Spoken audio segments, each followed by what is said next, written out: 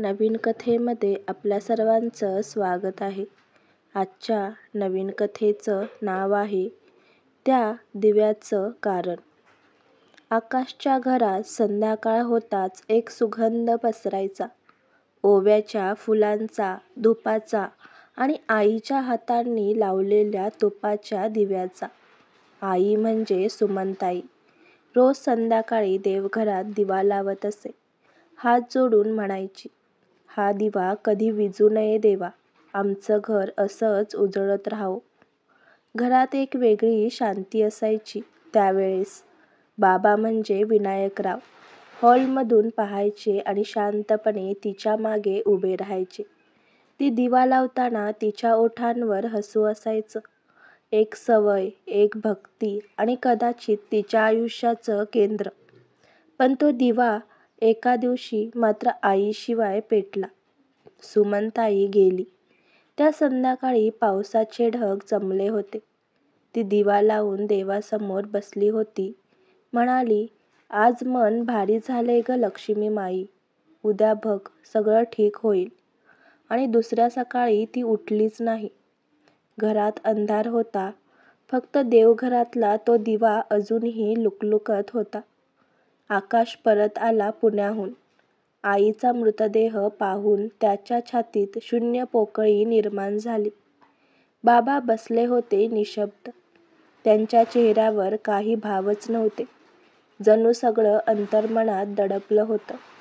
दिवस गेले, आई गेली, पण तिच्या सवयी मात्र घरात राहिल्या.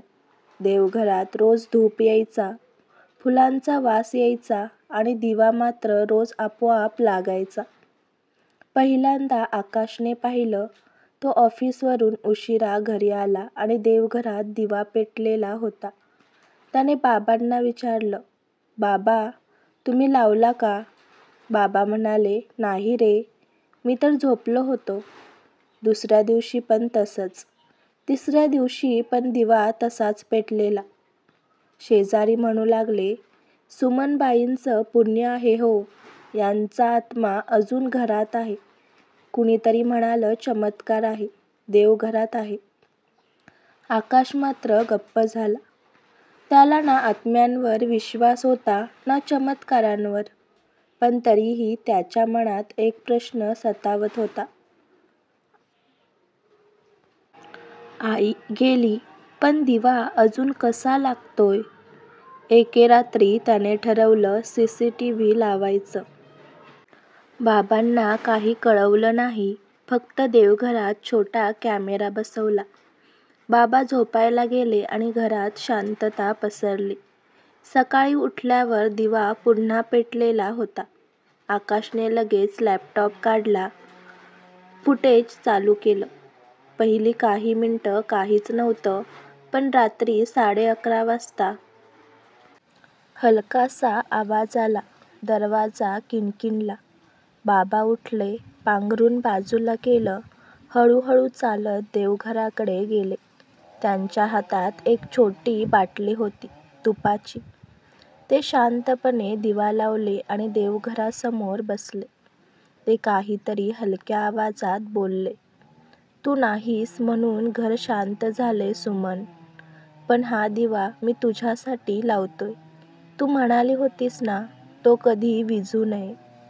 आकाशच्या डोळ्यात पाणी आलं. तो पुन्हा पुन्हा ती रेकॉर्डिंग पाहत राहिला. त्या दिवशी संध्याकाळी आकाशने बाबांच्या हातात हात ठेवला. बाबा, मी पाहिलं सगळं.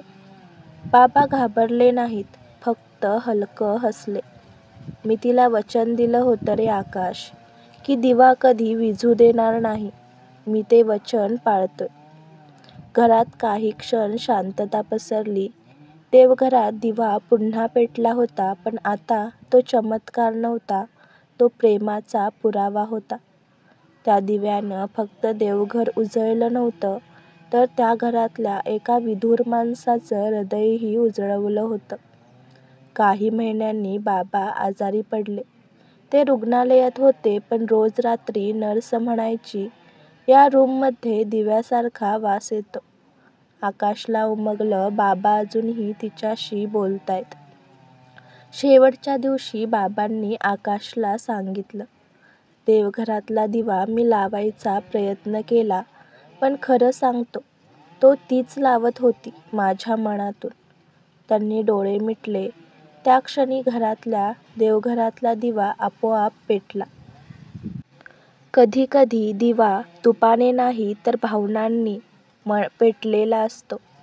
कधी कधी प्रेम देवापेक्षा जास्त शक्तिशाली ठरतं आणि काही दिवे लोक मेली तरी विझत नाहीत. आजची कथा आवडला असल्यास व्हिडिओला लाईक करा, चॅनलला सबस्क्राईब करा आणि कथा कशी वाटली हे कमेंटद्वारे जरूर कळवा.